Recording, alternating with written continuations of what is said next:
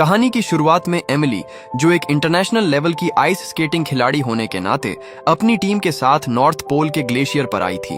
ऊपर से तो ये ट्रिप एक प्रमोशनल एड शूट लग रही थी, जहां सब लोग बेस कैंप जैसी जगह पर रात बिताने वाले थे। लेकिन एमिली के लिए इस सफर का एक बिल्कुल पर्सनल मकसद भी था, जो सिर्फ उसी का था। उसके पास एक अस्थि कलश था, जिसमें उसकी छोटी बहन अन्ना की राख रखी हुई थी।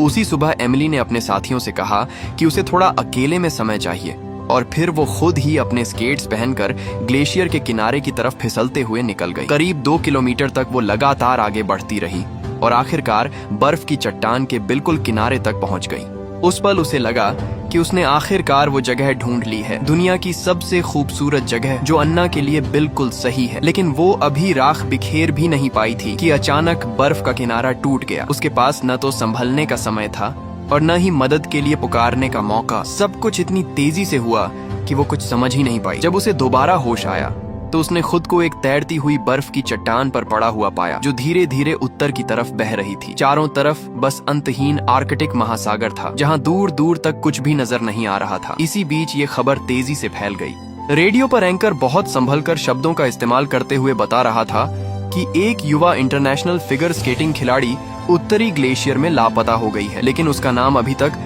आधिकारिक तौर पर जारी नहीं किया गया है। तेज हवाओं और बर्फीले तूफान ने उसके सारे निशान मिटा दिए थे। एक संभावना ये भी जताई गई कि शायद वो ग्लेशियर के किनारे से फिसलकर सीधे बर्फीले समुद्र में गिर गई हो।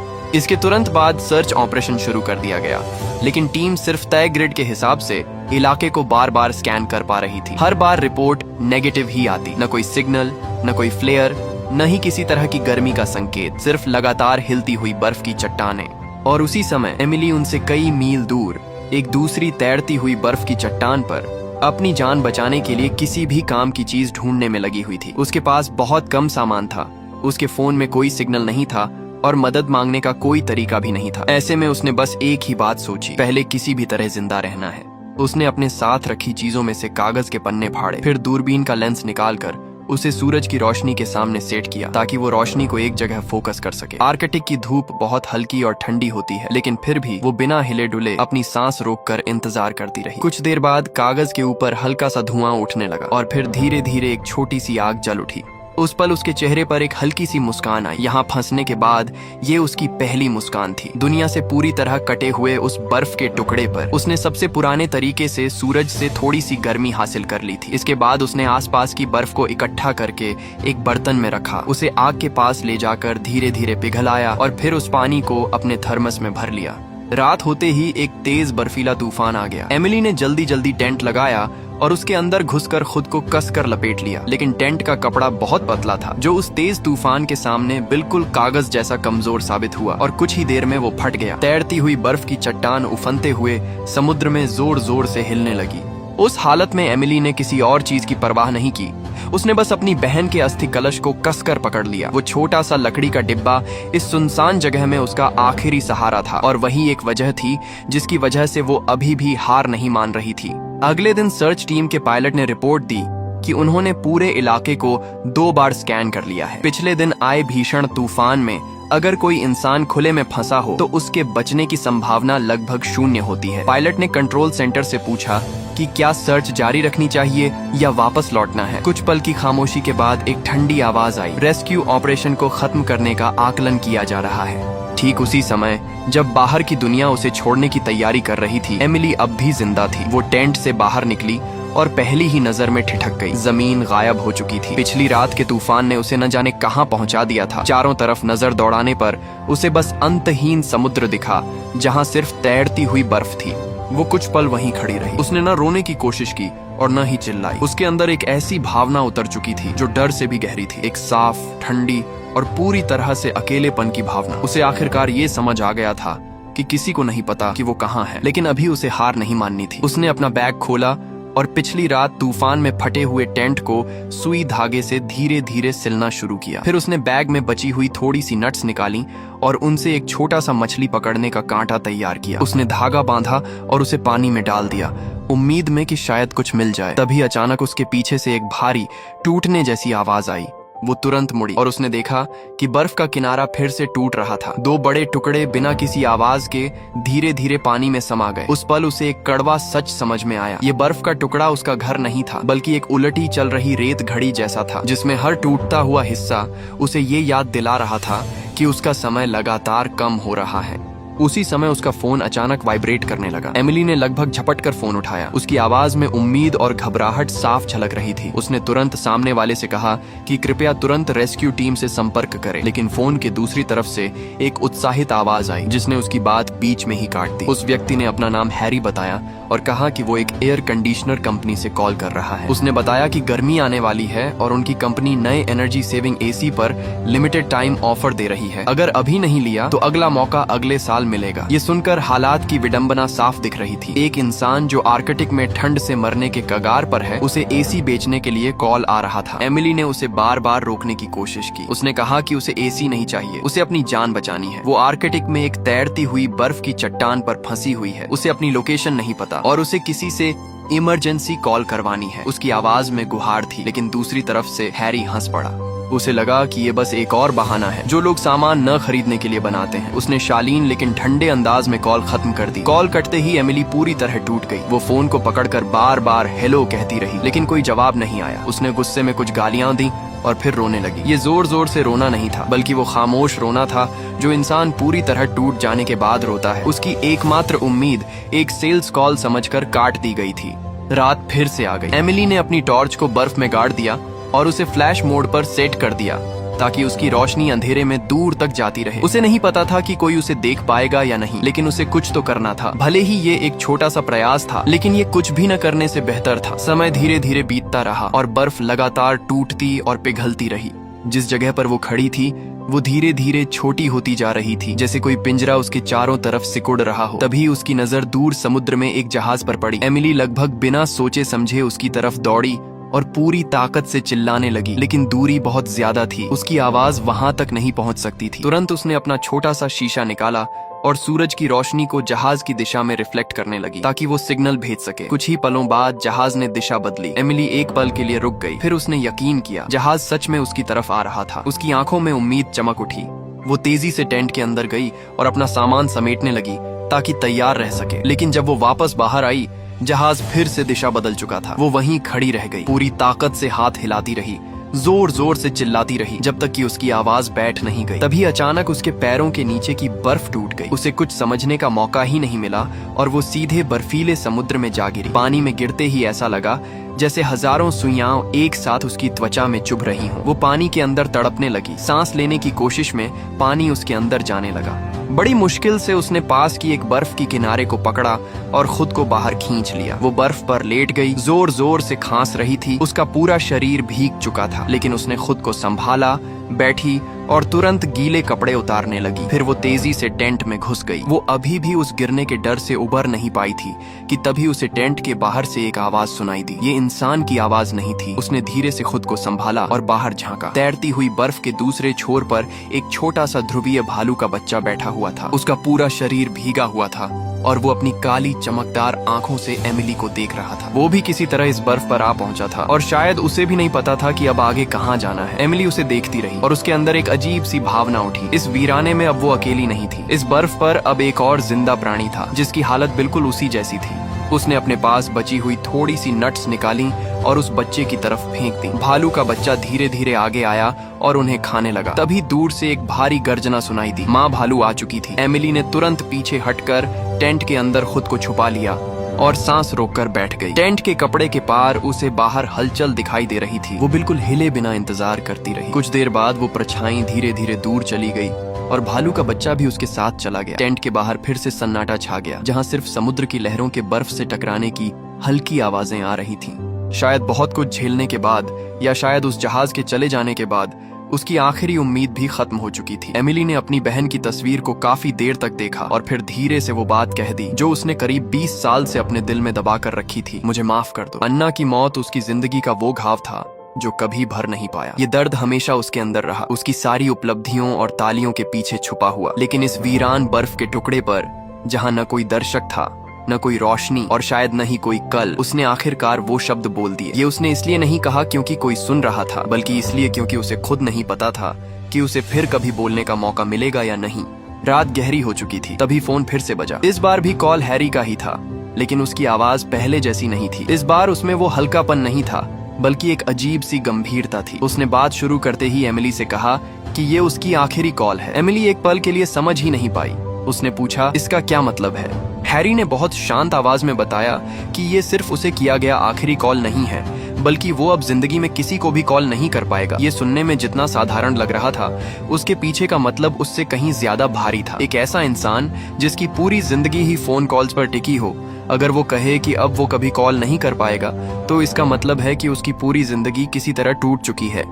एमिली कुछ पल के लिए चुप हो गई। अभी तक वो बस ये सोच रही थी कि किसी तरह हैरी उसकी मदद कर दे, लेकिन उसकी ये बात सुनकर उसे एहसास हुआ कि सामने वाला इंसान भी शायद अपनी किसी बड़ी परेशानी में फंसा हुआ है। उसने अपने डर को थोड़ा दबाकर हैरी से पूछा कि आखिर उसके साथ क्या हुआ है। इसके बाद हैरी ने धीरे धीरे अपनी जिंदगी की कहानी बतानी शुरू की। उसने बताया कि वो पहले बास्केटबॉल खिलाड़ी बनना चाहता था, लेकिन वो ना तो काफी लंबा था और ना ही तेज। फिर उसने डॉक्टर बनने का सोचा, लेकिन अपनी बीमार माँ और 3 छोटे भाई बहनों की जिम्मेदारी की वजह से उसे वो सपना भी छोड़ना पड़ा। उसके पिता की मौत तब हो गई थी जब वो बहुत छोटा था। उसने माना कि वो ना तो बहुत होशियार था और ना ही किस्मत उसका साथ देती थी। वो कभी वो नहीं बन पाया जो वो बनना चाहता था, और आखिर में वो एक टेलीमार्केटर बन गया। एक ऐसा इंसान जिसका फोन हर कोई काट देता है, जिसे कोई सुनना नहीं चाहता। एमिली ने उसे समझाने की कोशिश की, लेकिन हैरी अचानक थोड़ा कड़वा हो गया। उसने कहा कि उसे किसी की सहानुभूति नहीं चाहिए। उसके मुताबिक लोग टेलीमार्केटर के साथ सिर्फ 3 तरह का व्यवहार करते हैं, या तो सीधे फोन काट देते हैं, या गालियां देते हैं, या फिर झूठी शालीनता दिखाते हैं। उसने इंसानों के अंदर की उस नकली अच्छाई को बहुत करीब से देखा था। कुछ देर दोनों के बीच खामोशी छा गई। फिर एमिली ने धीरे से पूछा कि वो उससे क्या चाहता है। हैरी ने कुछ पल सोचा और ईमानदारी से कहा कि उसे खुद नहीं पता, शायद बस वो चाहता है कि कोई उसकी बात सुने। उसने कहा कि जब उसने पहली बार एमिली को कॉल किया था, तब उसने बाकी लोगों की तरह तुरंत फोन नहीं काटा, बल्कि उसकी बात सुनती रही, भले ही उसकी कहानी उसे अजीब और अविश्वसनीय लगी हो। इतने सारे रिजेक्शन और बेइज्जती के बाद किसी का सिर्फ कॉल न काटना भी उसके लिए एक बड़ी बात थी।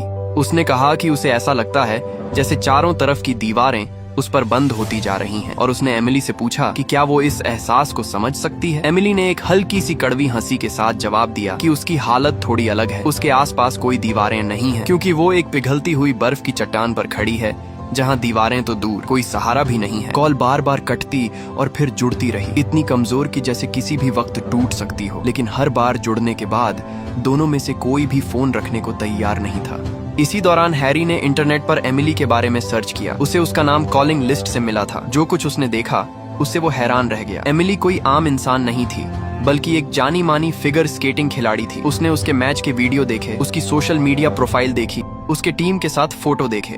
वो एक एक चीज को ऐसे देख रहा था जैसे कोई जासूस किसी सच्चाई को जोड़ रहा हो। उसने एक वीडियो देखा जिसमें एमिली अपनी टीम के साथ एयरपोर्ट जा रही थी, और एक और वीडियो जिसमें वो अपने दोस्तों को एक छोटा सा लकड़ी का डिब्बा दिखा रही थी। हैरी ने पूछा कि वो क्या है। कुछ पल की चुप्पी के बाद एमिली ने हल्के से कहा, वो उसकी बहन अन्ना का अस्थि कलश है। ये सुनकर हैरी कुछ पल के लिए चुप हो गया। एमिली ने उसे कहा कि उसे दुखी होने की जरूरत नहीं है। अन्ना को मरे बहुत समय हो चुका है। उस समय अन्ना सिर्फ 7 साल की थी और वो खुद 8 साल की। हैरी ने धीरे से पूछा कि उसकी मौत कैसे हुई। एमिली ने एक गहरी सांस ली और उस दिन की कहानी बतानी शुरू की जिसने उसकी पूरी जिंदगी बदल दी थी। उसने बताया कि वो दिन बहुत सुंदर था, आसमान बहुत विशाल लग रहा था, लेकिन उसका रंग हल्का सा धूसर था और दूर कहीं गर्जने की आवाज आ रही थी। वो और अन्ना एक घास के मैदान के किनारे खड़ी थी। अन्ना डर रही थी और घर वापस जाना चाहती थी, लेकिन एमिली नहीं जाना चाहती थी। अपनी बहन के डर को देखकर उसके अंदर एक जिद जाग गई। उसने अन्ना को डरपोक कहा और उसे अपने साथ दौड़ने के लिए उकसाया। अन्ना थोड़ी हिचकिचाई, लेकिन फिर उसकी आंखों में जिद दिखी और वो पहले दौड़ पड़ी। दोनों बहनें उस मैदान में दौड़ रही थीं और एमिली उससे भी तेज दौड़कर पहले ही दूसरी तरफ पहुंच गई। उसी पल आसमान से एक बिजली गिरी, सिर्फ एक ही चमक, और वो सीधे पीछे दौड़ रही अन्ना पर गिरी। उसी एक पल में सब कुछ खत्म हो गया। उस दिन के बाद उसकी पुरानी जिंदगी हमेशा के लिए खत्म हो गई। हैरी ने ये सब सुनकर काफी देर तक कुछ नहीं कहा। फिर उसने एक सीधा सवाल पूछा, तो तुम हमेशा से खुद को इसका जिम्मेदार मानती हो, है ना? एमिली ने कुछ नहीं कहा, लेकिन उसकी खामोशी ही उसका जवाब थी। इसके बाद हैरी ने और खोजबीन की और उसे पता चला कि एमिली ने एक किताब भी लिखी है जिसमें उसने बचपन में अपनी बहन के साथ सुनाई जाने वाली कहानियों को लिखा है। उसने उसकी तारीफ की कि वो बहुत अच्छी कहानीकार है। दोनों के बीच कभी हल्की फुल्की बहस भी हुई, जैसे उसके दोस्तों की पार्टी वाली तस्वीरों को लेकर, जो इस पूरी हालत के बीच अजीब भी लगती थी और कीमती भी, क्योंकि ऐसी छोटी छोटी बातें सिर्फ जिंदा लोग ही करते हैं। बातचीत के दौरान हैरी को एक वीडियो मिला जिसमें एमिली कह रही थी कि आज सुबह सही समय है, उसे ये काम अकेले करना है। वीडियो में वो ग्लेशियर की तरफ अकेले जाती दिख रही थी और उसके दोस्त पीछे खड़े ये बात कर रहे थे कि वो अपनी बहन की राख समंदर में बहाने जा रही है। इसके बाद वो कैमरे से गायब हो गई। एमिली ने ये सब कंफर्म किया। वो करीब 2 किलोमीटर दूर उस जगह तक गई थी जहां उसे लगा कि यही दुनिया की सबसे खूबसूरत जगह है जो अन्ना के लिए सही है। लेकिन जैसे ही वो राख बहाने वाली थी, बर्फ टूट गई और वो समुद्र में गिर गई। जब उसे होश आया, वो उसी तैरती हुई बर्फ पर थी। दोनों कुछ देर चुप रहे, जैसे दो अलग अलग जगहों पर बैठे लोग एक ही रात को महसूस कर रहे हों। एमिली ने पूछा कि वो कितनी देर से बात कर रहे हैं, तो हैरी ने उल्टा पूछा, क्या ये सच में मायने रखता है? सुबह होने लगी। एमिली ने कहा कि शायद अब उसे काम पर जाना चाहिए, लेकिन हैरी ने कहा कि उसके पास जाने के लिए कोई जगह नहीं है। एमिली ने हल्की मुस्कान के साथ कहा कि असल में तो वो खुद ही एक ऐसी जगह पर है जहाँ से कहीं जा नहीं सकती। बातचीत के दौरान हैरी ने उससे एक असली सवाल पूछा, तुम सच में कहाँ हो? उसके मुताबिक अगर एमिली सच में मुसीबत में होती तो वो किसी अजनबी से बात करने में वक्त बर्बाद नहीं करती, बल्कि अपने दोस्तों या परिवार को कॉल करती। एमिली ने जवाब दिया, तुम भी तो मेरे साथ पूरी रात बात कर रहे हो, तुम भी तो अजनबी हो। हैरी ने माना कि ये सब अजीब है, लेकिन किसी वजह से वो कॉल काट नहीं पा रहा था। एमिली की आवाज धीरे धीरे नरम हो गई। उसने कहा कि शायद ये उसकी जिंदगी की आखिरी कॉल हो और अब उसे फर्क नहीं पड़ता कि हैरी उसकी बात पर विश्वास करता है या नहीं, लेकिन इस कॉल का मतलब बहुत बड़ा है। उसने कहा कि जब इंसान पूरी तरह अकेला होता है, तब किसी दूसरे इंसान की आवाज, चाहे वो कोई अजनबी ही क्यों न हो, उसे जिंदा रहने की वजह दे सकती है। वो आवाज कैसी है ये मायने नहीं रखता, बस वो गायब नहीं होनी चाहिए। इसी दौरान हैरी को एक खबर मिली। एमिली की टीम ने उसे खोया हुआ मान लिया था और सर्च ऑपरेशन आधिकारिक तौर पर बंद कर दिया गया था। जैसे ही वो ये बताने लगा, उसी वक्त बर्फ फिर से टूटी और कॉल कट गया। इस बार की खामोशी सबसे लंबी थी। इसके बाद एमिली किसी तरह एक दूसरी बर्फ पर कूदी, लेकिन इस दौरान उसे चोट लग गई। उसने खुद को संभाला, जख्म को साफ किया और किसी तरह जिंदा रहने की कोशिश करती रही। उसके पास अब कुछ भी नहीं बचा था, न खाना न पानी। उसने समुद्र का पानी पीने की कोशिश की, लेकिन वो तुरंत उल्टी कर बैठी। फिर तेज बारिश शुरू हो गई और उसने मुंह खोलकर बारिश का पानी पीना शुरू किया, लेकिन ठंड इतनी ज्यादा थी कि उसका शरीर कांपने लगा। पूरी रात वो ठंड से जूझती रही। सुबह जब उसकी आंख खुली तो बर्फ लगभग खत्म हो चुकी थी। अब वो सिर्फ समंदर में तैर रही थी, अपनी बहन के अस्थि कलश को कसकर पकड़े हुए। उसने अब संघर्ष करना बंद कर दिया था, क्योंकि उसके पास अब लड़ने के लिए कुछ बचा ही नहीं था। चारों तरफ शांति थी, समंदर एकदम शांत, जैसे शीशा हो। तभी दूर से हेलीकॉप्टर की आवाज आई। वो धीरे धीरे करीब आया। शायद हैरी ने किसी तरह मदद पहुंचाई थी या ये सिर्फ किस्मत थी, किसी को नहीं पता। लेकिन हेलीकॉप्टर आया और यही काफी था। एमिली को बचा लिया गया। बचने के बाद उसने कैमरों के सामने नहीं, बल्कि खुद से एक शांत बातचीत की। उसने अपने अतीत को स्वीकार किया, उस मैदान को याद किया जहां अन्ना की मौत हुई थी, और समझा कि वो उसी पल से अपनी पुरानी जिंदगी छोड़ चुकी थी। इतने सालों की मेहनत, शोहरत, सब कुछ एक बोझ जैसा था। लेकिन इस मौत के करीब वाले अनुभव ने उसे पहली बार पूरी तरह साफ सोचने दिया। अब वो न अतीत में फंसी थी, न भविष्य से डर रही थी। वो बस उस पल में जी रही थी। उसने जैसे पूरी दुनिया से एक सवाल पूछा, क्या तुम मुझे देख पा रहे हो? और फिर शांति से कहा, मैं आजाद हूँ। ये कहानी सिर्फ बर्फ पर तैरने की नहीं है, बल्कि एक इंसान के अंदर के सफर की है। दो अजनबी लोग जो अपनी अपनी जिंदगी में खोए हुए थे, एक अजीब से पल में जुड़े और एक दूसरे को टूटने से बचा लिया। कभी कभी किसी को बचाने के लिए हीरो की जरूरत नहीं होती, बस एक आवाज, एक फोन कॉल और एक ऐसा इंसान जो फोन काटे नहीं, वही काफी होता है। यहीं इस कहानी का अंत हो जाता है। अगर आपको वीडियो अच्छी लगी हो तो वीडियो को लाइक एंड चैनल को सब्सक्राइब जरूर करें।